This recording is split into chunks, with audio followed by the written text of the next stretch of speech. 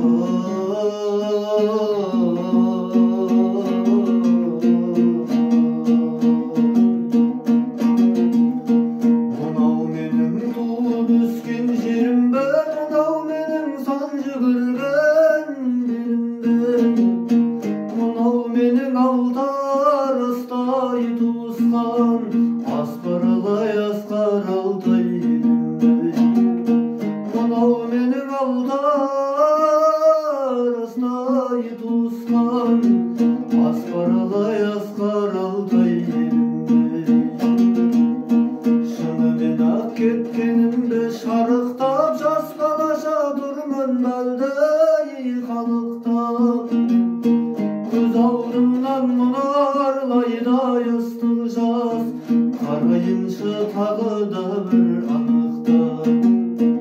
Көз алдымнан мұнарлайдай ыстық жас қарайыншы тағы да бір анықтап. Көңіл кірі аршылар, әркімнің ақ туған жыры бар шығар. Бірақ маған сенсіз әлем тар шығар, сағынышым ыстығы жас боп тамшылар.